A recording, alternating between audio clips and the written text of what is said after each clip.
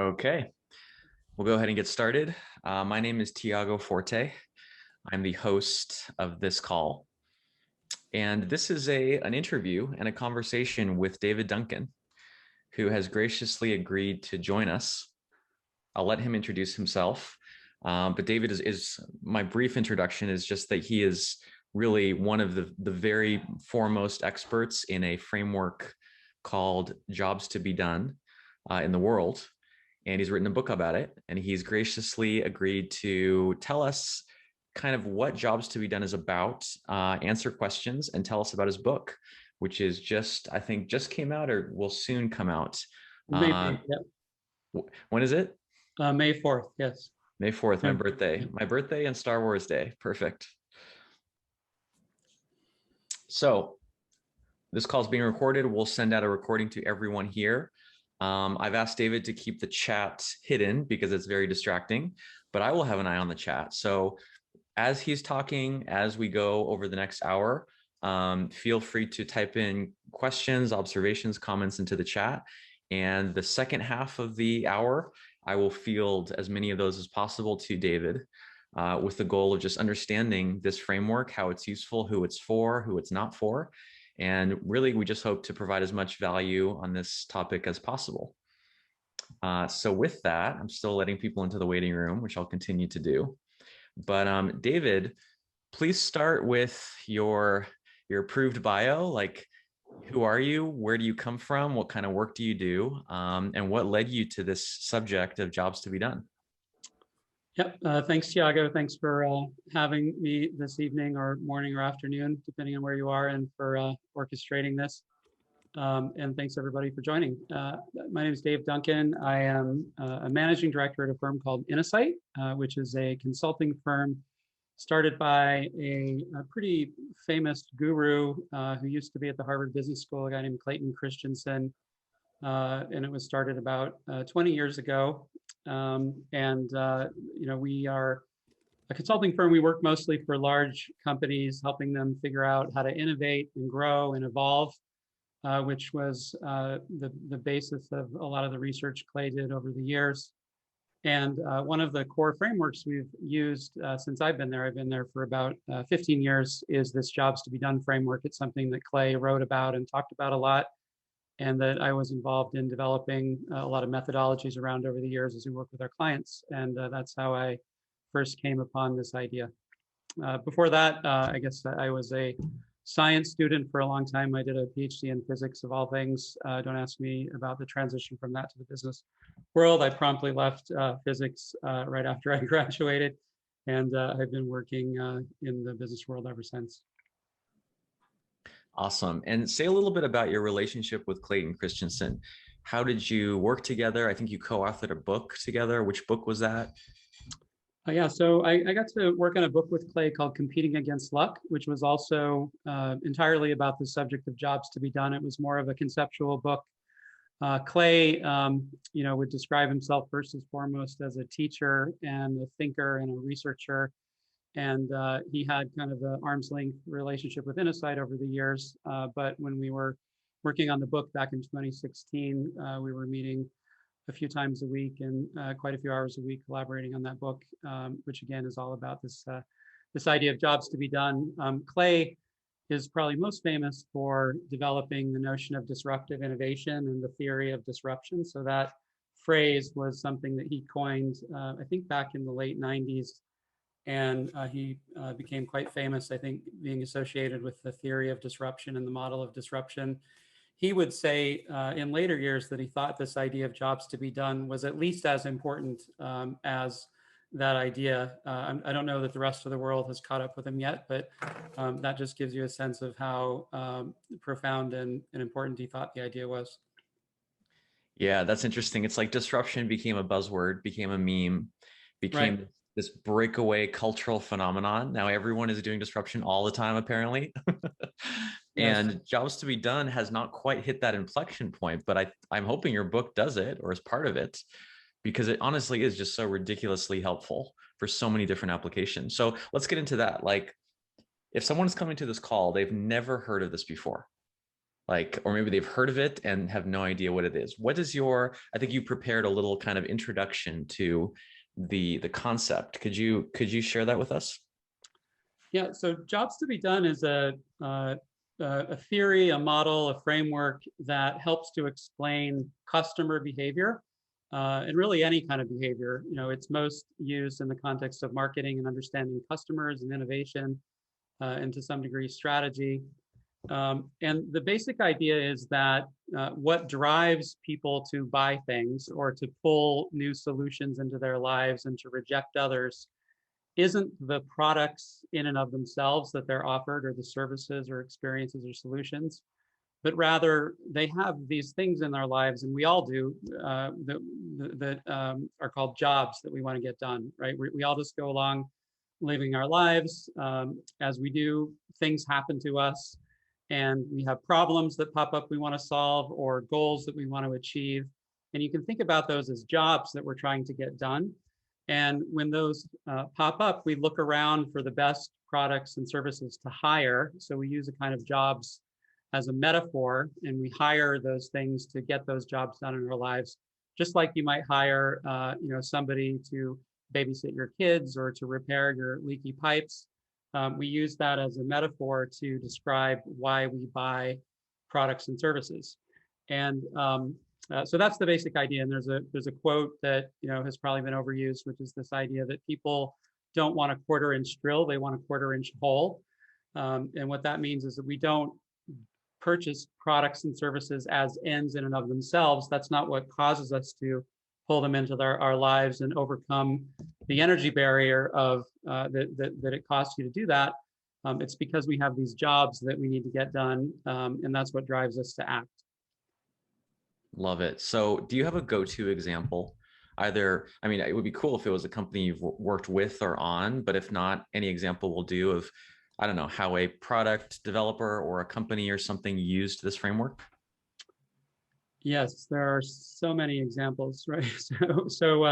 And it really is and hopefully we'll have time to get into this, but it really is like a lens through which you can view the world. And once you start to frame the questions you're asking about why things happen the way they do from this perspective of jobs to be done, you see it everywhere, and you see applications of it everywhere. I think of one example. So I've done a lot of primary market research in the context of my work at Insight over the years.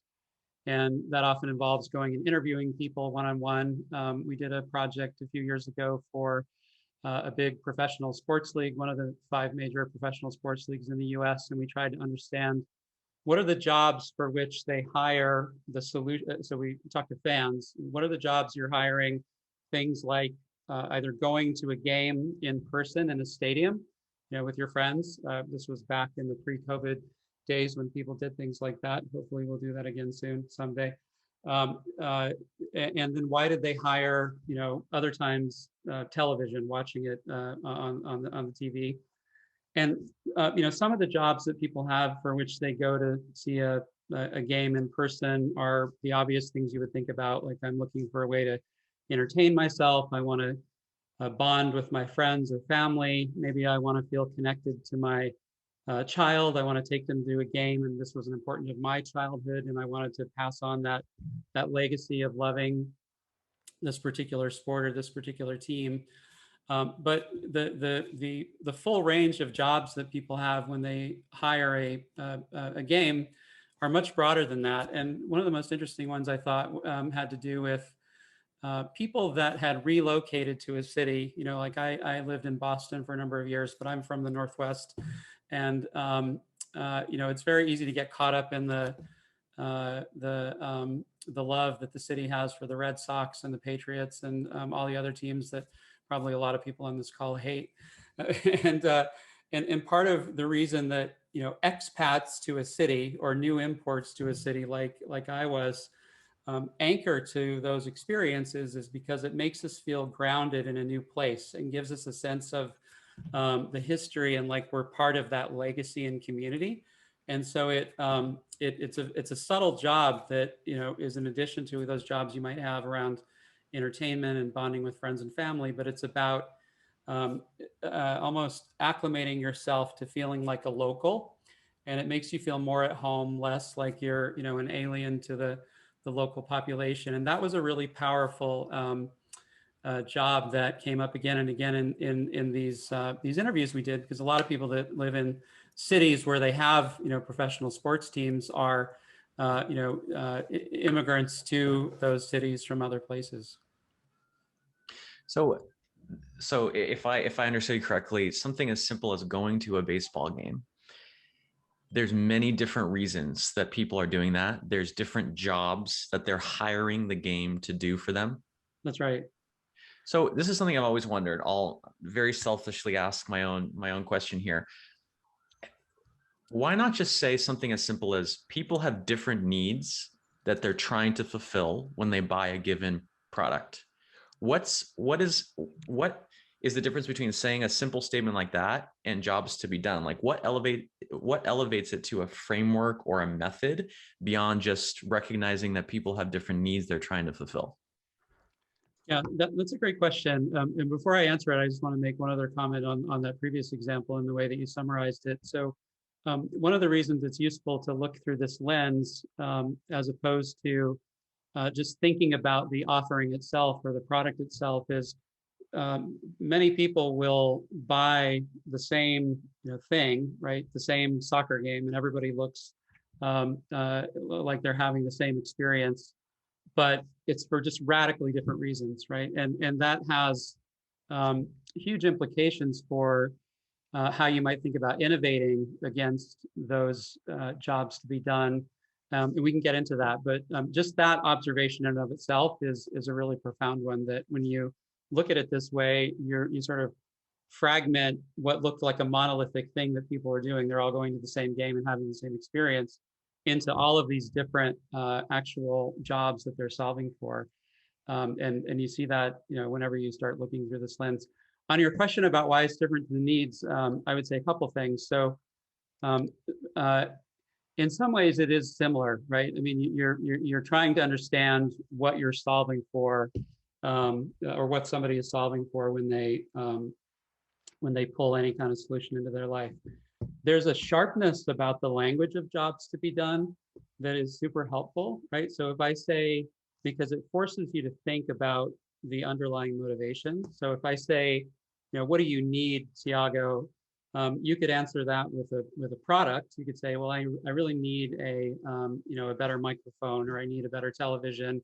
Or you could say, I need to connect in a higher quality way with my community, right? Which, and the first answer is a product centric answer about what you need, and the second one is a job centric answer about what you need. So it gives you a sharp way to ask the right set of questions, right? And needs is a little fuzzy, right?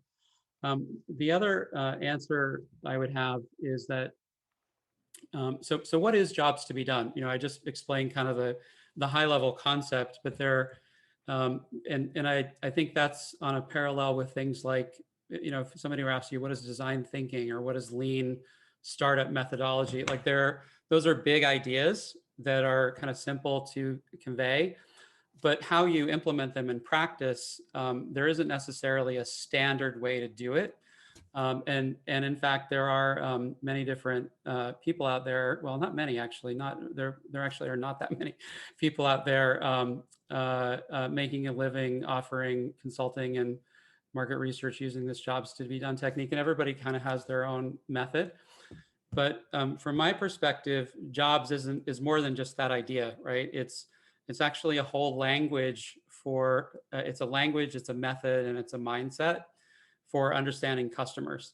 And the language has, in my interpretation of it, many different pieces of vocabulary that together define what it is you're trying to understand about customers. So you learn what you need to learn to be able to create useful solutions for them. So it's, it's not just a big idea, it's actually a more precise approach that you can apply. So let's get into that a bit. You've kind of referenced it a couple times, but like let's take that same example. So you're consulting with this major sports franchise or major sports league, and you have your meeting and your call. I'm just trying to envision this, and you introduce jobs to be done, and you even identify some of these jobs. What impact does that have? What does it change? What are those implications for innovation that you mentioned? Well, for starters, so what is every big company trying to do? They're trying to grow, right? So they're trying to they're trying to do a few different things. They're trying to create better experiences for their existing fans, right, or existing customers. They're trying and then they're trying to attract new ones, right? They're trying to find new fans.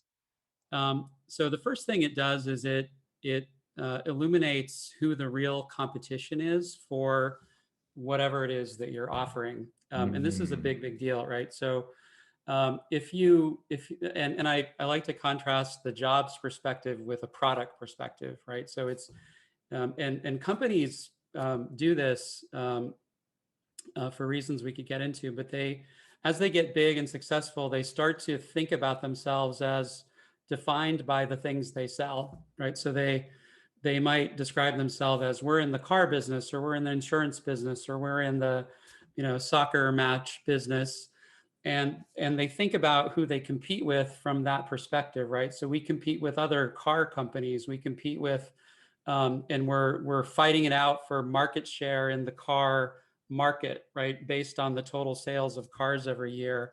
Or we're fighting it out, if we're a sports league, with other sports solutions, whether it's soccer or basketball or baseball. And that's the kind of obvious things that you're competing with if you view yourself from a product-centric lens. When you apply this jobs lens, you see suddenly that you're actually competing with a much broader set of competitors, and some of them don't look anything like you, right? So if you're competing for the job of help a new inhabitant of my city start to feel like a local, let's say that's your job to be done for some subset of fans that are hiring your soccer game. I mean, think of all the other things that somebody might do to do that, right? They might go to a coffee shop, they might go to a restaurant, they might study the local history. I mean, I don't know what else they would do, but there are a lot of other ways to solve for that job besides going to a game. Another big segment that they hadn't paid a lot of attention to, because they tended to focus on the real diehard, fanatical fans, was parents who had kids and they wanted to get them, give them something to do and connect with their children around something that was related to what their kids were doing as a sport, right, in high school or junior high school. And there are lots of other ways that you can connect with your kids, right? I mean, like just pretty much everything that you could imagine doing to have a shared experience with your kid is a competitor for that job to be done. So that's one deep insight. And the reason that matters is that you're then, if you're going to, well, first of all, you've discovered that you're competing in many different markets at the same time and playing many different games. Some of them you might be more suited to than others. But it also gives you guidance as to how you should innovate for a particular segment relative to that competition, because that's the competition that you have to beat, right? It's relative to the job and that full competitive set that you're competing with. So that's just one example of the types of insights that it gives you. So I'm interested in the step beyond that. So Yeah. how does this, I'm trying to think from the perspective of, say, this, major league sports franchise owner. Okay, so now I see that I have 10 times more competitors than I thought. How does that not immediately lead to just information overload, choice overload? Like, I could barely compete with the competitors that I knew I had. How do I then compete across all these other dimensions? What do you do if the client is just like, okay, that's insightful, but there's just, I have only so much bandwidth to things to pay attention to? That's a great question. So you're getting into kind of a strategy question, right, at that point. And it doesn't matter whether you want to compete with all those competitors, because that's what you're competing with already, whether you like it or not, whether you want to, right? That's the reality of what you're experiencing. And then you have a clear picture of reality, right? And then you can decide, right? Do I want to ignore a particular segment and say, but it's fine if they want to come to my game, but I'm not going to innovate and try to drive growth in that segment, because to your point, you can only do so many things, right? But it gives you a way to segment the landscape of opportunities such that you understand the full set of segments, what they really want. And then it's a strategy question around, well, which ones are big enough to be interesting to me? Where do I think is really my core segment? A lot of these things I might be competing in, I might not really have a distinctive advantage, and I shouldn't be worried about those. So you might decide you're going to stop doing certain things for certain segments because that's not really the essence of who you want to be. But it's a strategy question around what are the most attractive places for me to play based on value, how big they are, and then how aligned they are with our mission and our purpose, and then where do we have a right to win, relative to that set of a dozen competitors that, like it or not, we're competing with. So this is something I'm curious about. In your consulting as part of Insight, so if you reach this point in an engagement, do you then, and they're wanting to get into the details, okay, what is the prioritization of those segments and what is the strategy? Do you then hand off to some other technique or method or even other consulting firm? Or is jobs to be done just like an early stage? Is it mostly a lens, a way of seeing, or does it go, like, what are the limits of it? How far down implementation does it go? Yeah, these are really good questions. Yeah, so there are limits to it, right? Like it's not the solution to everything. So I'd say it's particularly useful at the front. First of all, so I would think about it in the following categories. I think it's useful for problems related to innovation, problems related to marketing, problems related to strategy, and to some degree, problems related to your organization and its culture, right? So and there are use cases for it in all of those categories, right? So for innovation, it's particularly useful at the front end, right? When you're trying to deeply understand what the nature of the market opportunity is. But then, companies that implement that, they have a way to, so what is an innovation process, right? At a generic level, it's a way to understand some sort of problem in the world that needs solving and that's worth solving, and then develop, candidate solutions for that problem, and then test, iterate, learn about your solution and make it better, and then scale it, right? Those are the 4 stages of every single innovation process ever in history, right? Even no matter how many steps they have. So jobs to be done is super helpful in the first 2 steps, right? When you are understanding the problem and developing your solution against those specs for that problem. And then as you're iterating, it provides the kind of framework within which you're adjusting your knowledge of the customer and your solution, right? And then when you scale, that's probably where it's less useful, except then you go to the next category, which is marketing, right? Because it's really helpful to communicate to the outside world in the language of jobs to be done, as customers will describe their jobs. Obviously, you're not going to use the term jobs to be done, but rather than say, hey, I've got this really great soccer game, right? Wouldn't you like to come experience that? You say, wouldn't you like to come feel like you're a member of the Boston community and you've been here since the Boston Tea Party Revolution 200 years ago, and you want to communicate in the language that resonates with the underlying motivation, which is the job to be done. So it helps with marketing and messaging.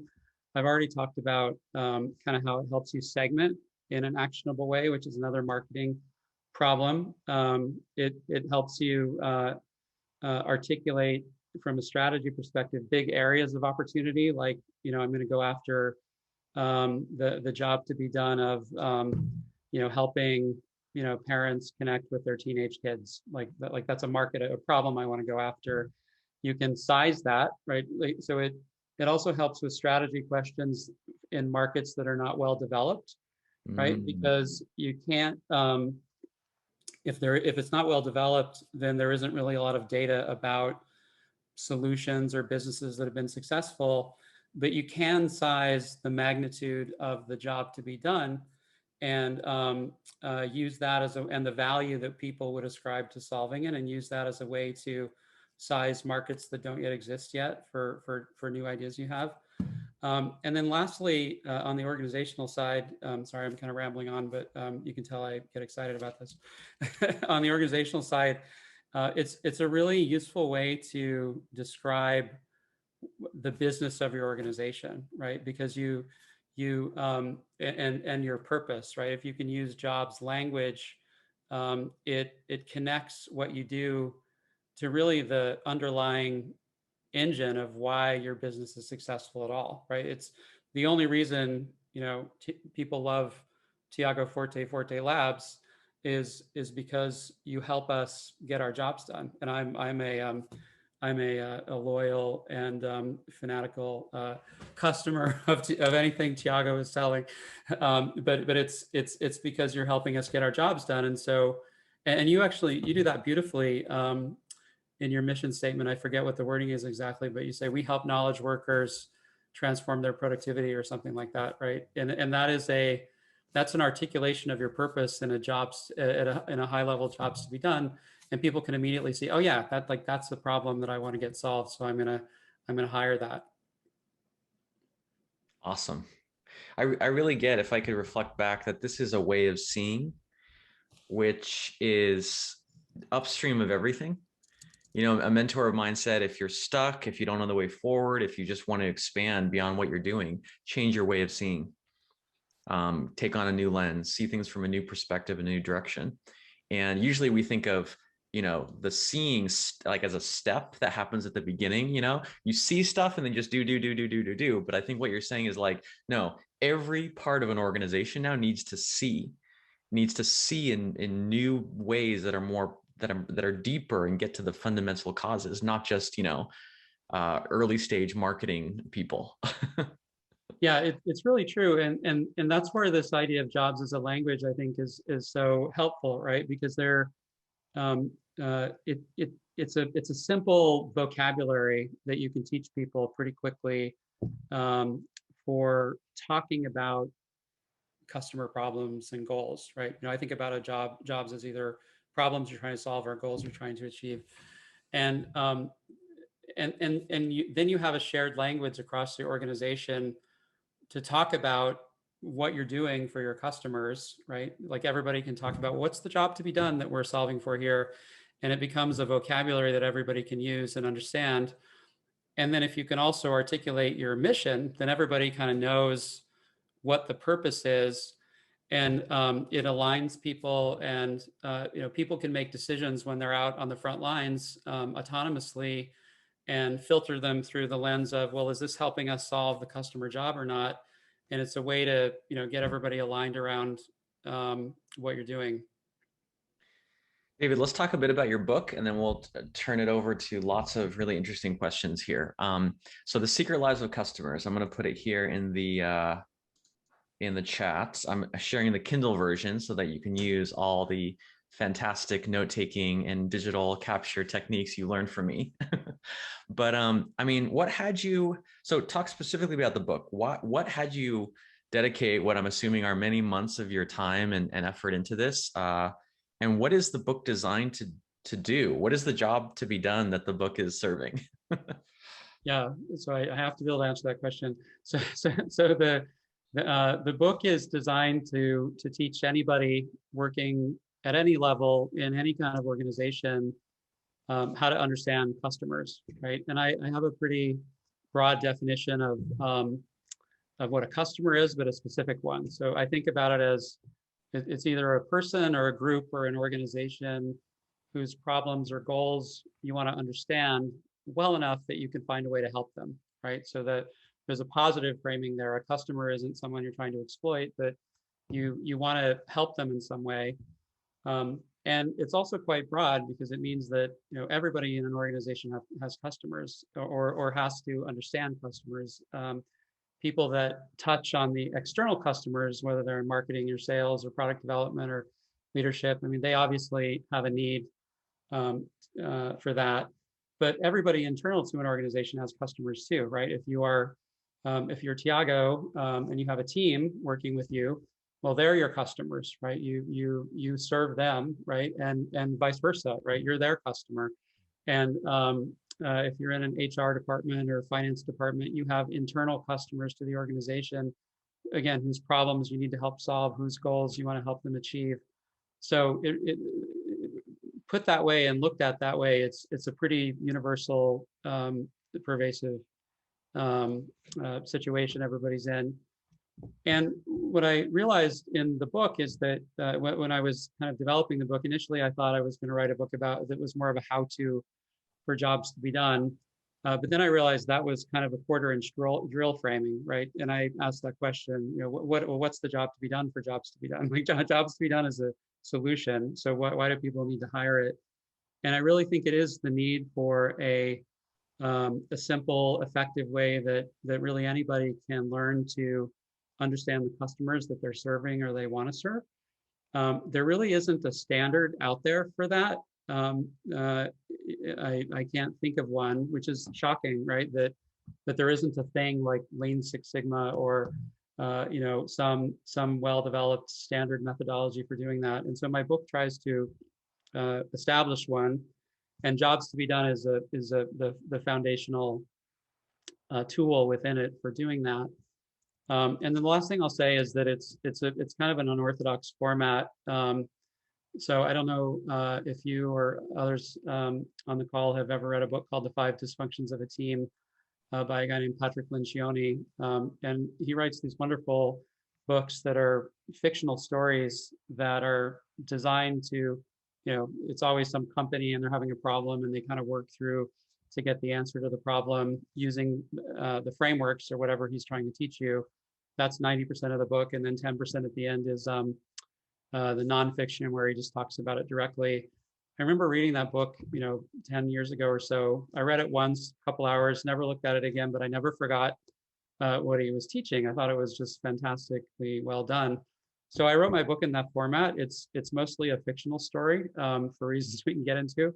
It's actually a detective kind of mystery story because I've always thought that the work of understanding customers, it's kind of like detective work where you have to go out and gather clues and you do interviews and you kind of piece together the puzzle and patterns and then come up with a solution.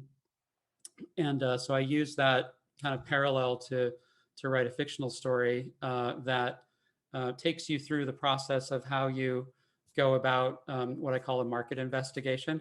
And I, you know, use that format so that it would be more broadly, I guess, accessible and also just appealing, since you know, not everybody likes to read straight business books.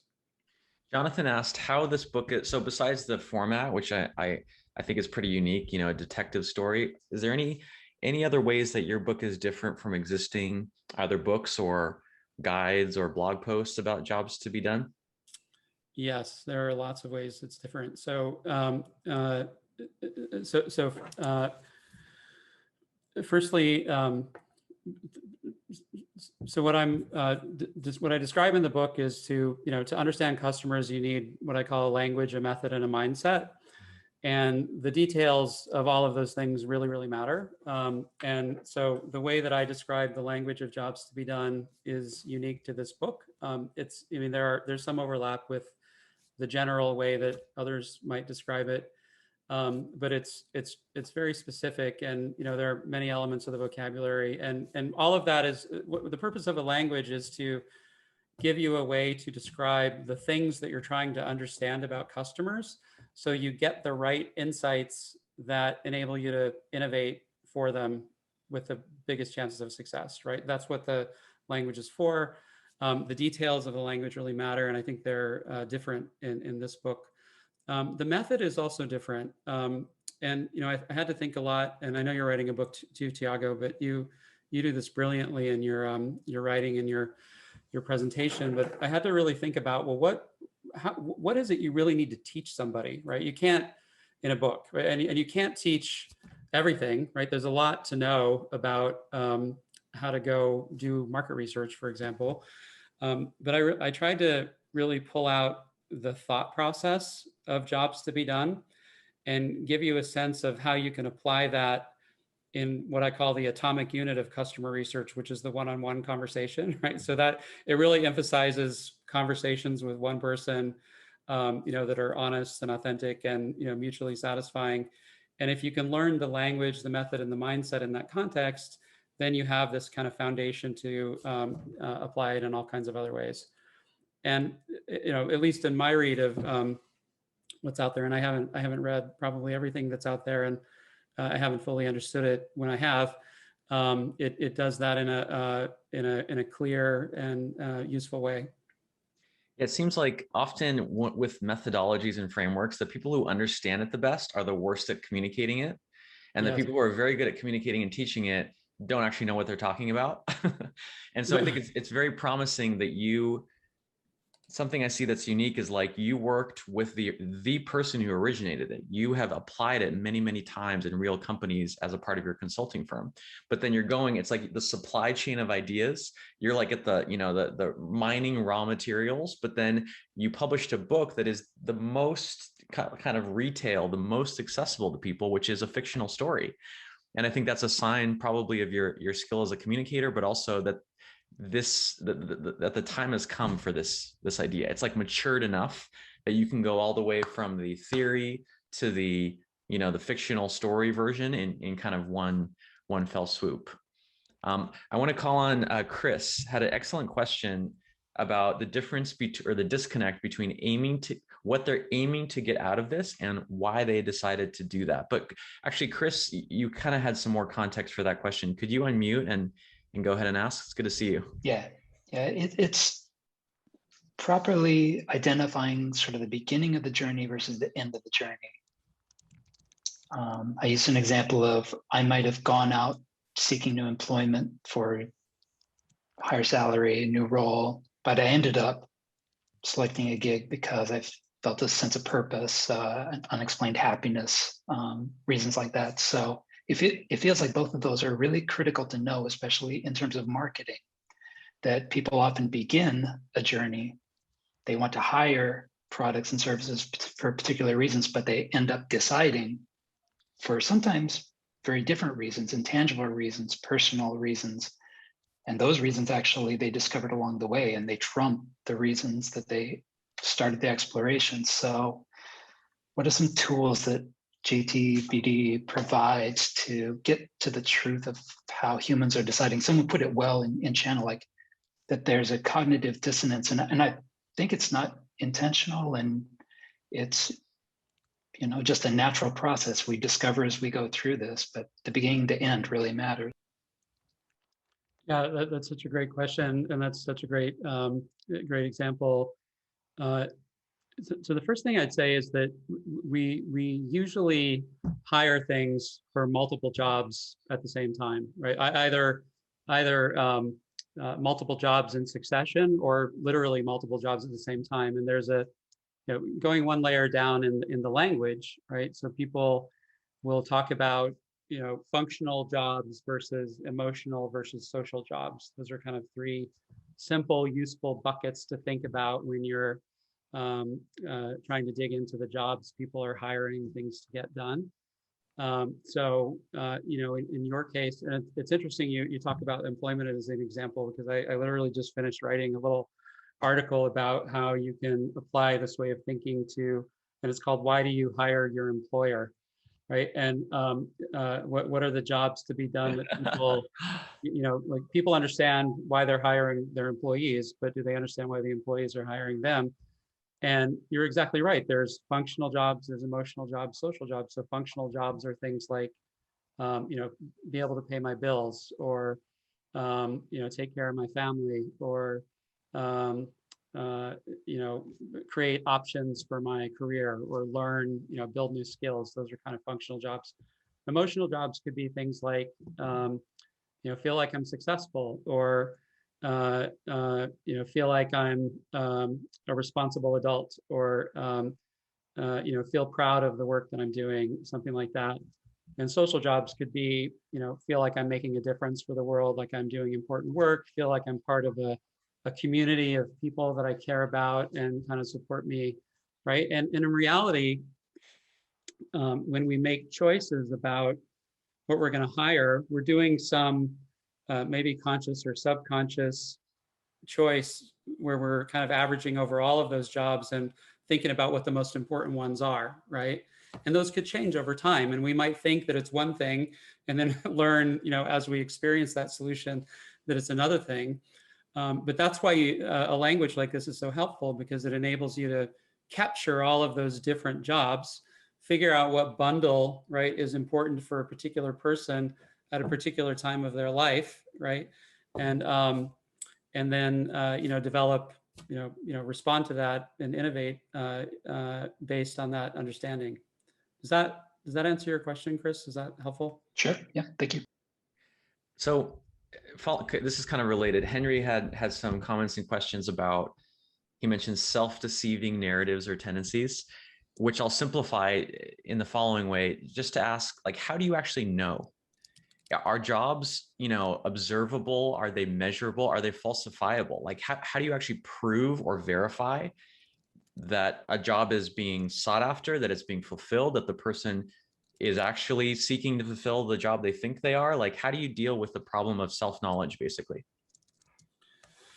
Yeah, that's another really good question. So in that, and you can ask that question about any market research approach where you're trying to understand customers. So first you have the problem of maybe people can't articulate what they want, right? There's the famous Steve Jobs quote, if I had asked, or is it Steve Jobs? I don't know who it was. Somebody said, no, it was Henry Ford. If I had asked people what they wanted, they would have told me a faster horse. So people may not be able to articulate what it is they want, right? And then if they do, they may be deceiving themselves, or they may be deceiving you, right? Intentionally or unintentionally. Right. So, you start with, I'd say, what they tell you or what you can observe. So the other, I guess, power about having this language framework in your head is that you can get information about the things you're looking for in many different ways, and then you can triangulate, right, and look for, for validation. You can talk to people and ask them what they think. You can observe what they're actually doing and infer jobs to be done from that. And then, companies that are really great at just churning out solutions over and over again, they recognize that no matter how much, no matter how great your tools are for understanding customers, you're always going to get me wrong to some degree. And so what they're really good at is iterating, right? So they're good at trying something, seeing what people actually do with it in the market, learning from that, then iterating based on how people are actually using it and what they're actually willing to pay for. But even to do that, right, you still need a language for describing your initial hypothesis and then what you learn and what changed about that. And that's why, jobs to be done can still be helpful. Super interesting. Someone put a link to your Twitter post with the photos of Major League Soccer. I thought that was fun. Oh, yeah, sorry, I kind of gave that away already, but yeah. Yeah. And yes, this is being recorded. I'll send out the recording to everyone who registered. Let's see. Tasshin, do you want to unmute and ask? You had a pair of comments here. Oh, I just resonated partially with what you said of, like, typically across domains that I've been exposed to, the people that invent something aren't the best at explaining it. But I think in my experience, especially if someone works closely with the person that invented something, like it sounds like David did with Clayton Christensen, like that kind of a person is well positioned in my experience to actually explain it well. I don't know, the classic example that I think of actually is like Ben Mosier, who you've worked with before. Like, he's far better at explaining wordly mapping than Simon Wardley is. I mean, I love Simon's stuff, but Ben is just like much more approachable. And as far as I can tell, he really does know what he's talking about. And I've seen that in other domains as well. So just a slight both agreement with what you said, like someone that invents something isn't good at explaining it typically. And then I think if someone works closely with the inventor, they can kind of extract the secrets and explain it to other people. Yeah, very true. Very true. Cool. So Mauricio had an interesting comment about escaping your own biases. So I'm assuming this is from the perspective of the, the product development team or the marketing team using jobs to be done. Since this is a method for escaping your biases, as you mentioned, companies tend to be totally fixated on, we are the car makers who make the cars to sell the cars because everyone needs and wants cars. It's like very myopic. How do you use jobs to be done to escape your biases? How do you know that the same biases aren't just entering in a different way? Yeah, that's hard. So I talk a little bit in the book about the mindsets you want to be in, and one of the mindsets is this idea of having a beginner's mind, right? Which is this idea that no matter how expert you are in a certain field, you always want to approach it with kind of a blank mind that doesn't make assumptions. And you're right. Like, I mean, the worst thing that happens is companies have a tendency to do market research that just reinforces what they're already doing, and they'll say, well, we sell quarter-inch drills. Would you like more sizes in your drill? Would you like a blue drill? Would you like a more variety of colors in your drills? What is it you like about our drills? What don't you like? How could we make better drills? And the whole inquiry is sort of framed from the perspective of this narrow thing that they're selling, completely disconnected from the causality behind why anybody's buying a drill in the first place. So, I mean, the first thing is just to recognize that that happens, and then, go into the conversation with, an open mind. And then, I think about, a conversation with a customer as a series of prompts, right? So it's not like a bunch of questions. It's a set of prompts for conversation. And, very often the most useful and interesting things you get are completely unexpected. And so what I describe in the book is how you can allow for that, spontaneity and, unexpected evolution at the same time that you have some structure in your head about what you're looking for. And, the prompts that you give in the beginning are pretty open-ended, right? So you're not testing whether people like your product or not. You're trying to understand, well, what does their life look like? And, what does a typical day look like? And, what are they doing? And, what are the things that they encounter and that they struggle with? And then the big question you ask as you prompt them to describe that type of thing is why, right? There's always a why question that you can get at, and you can ask it, through several levels, and you very often will get to a job to be done if you do that a few times. Awesome. Henry has an interesting, coming back to the examples. I think this is a really, really good kind of thing to look at. What is, if you have a concrete example, that would be amazing, but like a step function change, what is the biggest difference this has made that you can think of? Like the unexpected, like the thing that would not have happened if it was not for jobs to be done. Does anything come to mind? Yeah, I'm trying to think. This is not a great answer, but some of them are.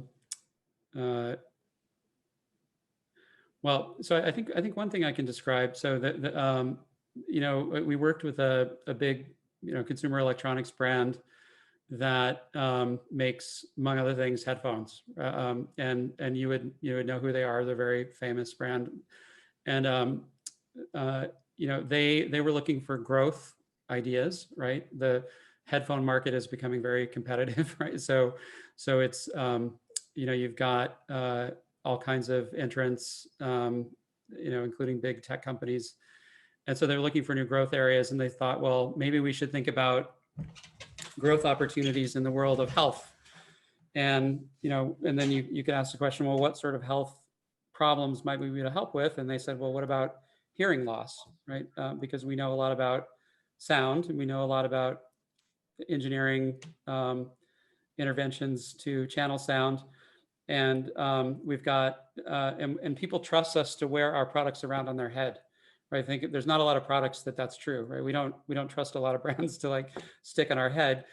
So what might we do there? And we went and we talked to maybe several dozen people who had varying degrees of hearing loss at different times of their lives, and tried to understand, what are your jobs to be done that relate to hearing. And what was interesting is like the obvious place to go was, to make a better hearing aid, right? That's kind of the product centric approach to think about it. And but we discovered there was this tier of completely unserved customers who weren't experiencing such severe hearing loss that they thought they needed something that dramatic. There was this kind of very often with jobs to be done, you discover these segments of non-consumers. So people that they've got a really strong job to be done, but they're not satisfied with the existing products in the market, and so they're basically they're not buying anything, right? And if you can find a market like that, it's a huge opportunity, because then you're competing against nothing, right? You're competing against non-consumption. And so they developed this kind of headphone that was to augment your hearing in kind of loud environments if you had sort of early stage hearing loss. So you could have a conversation in a crowded room. They discovered that actually other people who had no hearing loss had a job to be done for that, like if they work in noisy environments and so on. And so that was a big opportunity that was kind of unlocked by looking at it from this jobs perspective. Interesting. So they uncovered essentially a whole new product space.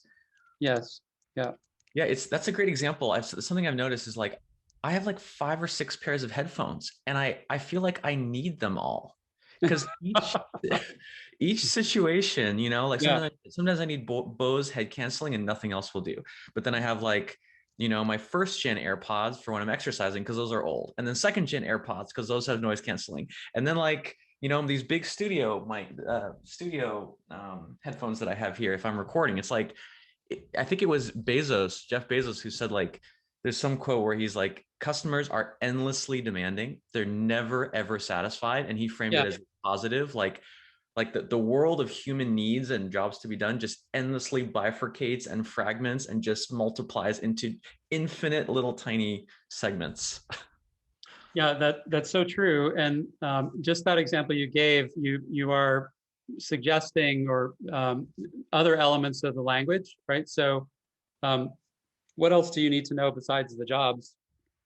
You need to know the circumstance or the context that somebody's in when they're trying to get those jobs done, right? So it's a different circumstance if you are, leading a conversations like this versus you're recording versus you're maybe in a plane. Again, back in the days when we've got on planes. And those are all different circumstances, right? For which you have some hearing related job to be done. But the nature of what a good solution would be is relative to the job, relative to the circumstances. And so that's another element of the language, is how do you define quality for solving for a job, right, in a specific circumstance? And you're right, when you start slicing it that way, you see all of these opportunities to improve the experience that are very nuanced.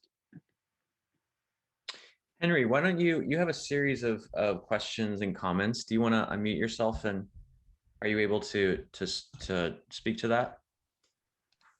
Sure. Yeah. I suppose, David, thank you so much for being here and for sharing this methodology. I see a lot of overlap in other domains that point to similar underlying, or maybe I should start here. The way I am understanding what you are sharing is the idea of looking a couple steps lower in the desires, needs, beliefs of customers, so that we can underscore more completely the set of things they care about and subsequently address them accordingly. Yeah. And to me, that reminds me a lot of the 5 whys exercises, or perhaps first principles design, some other methodologies.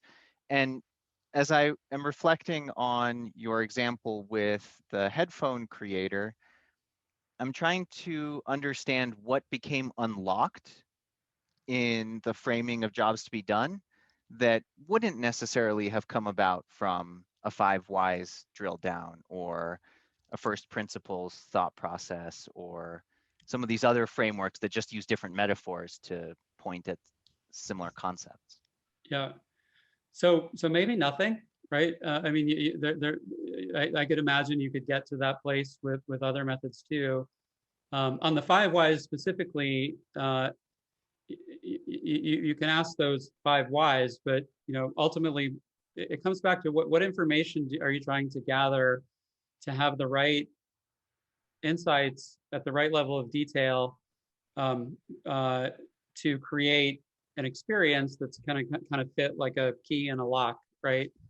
And the whys don't tell you what you're looking for, right? Like in other words, you need a way to capture what you're learning when you ask why, and the jobs language is one way to do that. I think that I mean, obviously people make incredible products and have been for centuries without jobs to be done. so there are effective approaches out there. And it's funny because when Clay, early days when I first met him, he would talk about this idea and he would say, this is a really big idea. It's really profound. It's really important. And I didn't really believe him because it just seemed like kind of this obvious thing, right? Well, of course you need to understand what people want and then innovate for those things. And I, but as always with Clay, whenever I thought he was wrong about something, I ended up realizing he was right. I think it's the sharpness of the frame that it puts you into that is so helpful. And I also think that, I consciously wasn't writing this book for primarily specialist market research experts and Procter & Gamble's market research department, where they have very, very sophisticated techniques. It was for everybody, right? And there really isn't a way that people outside of institutions like that can learn an effective way to learn what they want to learn to be able to design things. But I wouldn't say it's the only way. I've seen it as a very, very, very effective way, though. And some people use different language for things that are very similar. Like I think the way Amazon talks about how it captures and describes the customer needs it's solving for. They're using kind of different words for a similar type of thing. One thing that you brought up that is a really interesting point is around what I'll loosely call the worksheet, where by having the language predefined and needing to fill it in, it sort of forces the inquiry into certain directions that may not naturally arise from other concepts. And I'm wondering if you have some, with no expectation, I'm just genuinely curious, if you have some flavor of a worksheet that is, hey, go down, within the framework of this language, fill in these boxes and you will learn what must be learned as part of this exercise. It's almost like I planted you to ask that question. So yeah, in the book I introduced this thing called a job spec, which is basically that, right? It's like a worksheet that and the kind of backbone of the method are these 4 fundamental questions that you want to ask, and then you fill in the worksheet with various categories of details around those questions. And I just call that a job spec. If you were hiring for a job, you'd want a spec for the job. So it's that type of thing. Okay, I think we're going to wrap up. Here's the link to the book website. Here is David's Twitter. I suggest you follow him. David, where can people find you, or what is your call to action besides buying the book? What do people do if they want to know more about this? Yeah, so I'll definitely will be posting more and more on Twitter and LinkedIn over the coming couple of weeks. There's also a website for the book. It's www.marketdetective.com. And you can learn a little bit more about the book, and I'm going to be posting content on there over the next couple of weeks and beyond after the book launch. So that's a good place to sign up to stay connected and learn a bit more. Perfect. Thank you so much, everyone, for being here. This was a scintillating conversation, as always. And David, you've been very generous with your time. I'm just excited for you to get this out into the world. Thank you for joining us. Yep, appreciate it, everybody. Thank you, Tiago. Thanks. Bye, everyone. Thanks, David. Bye.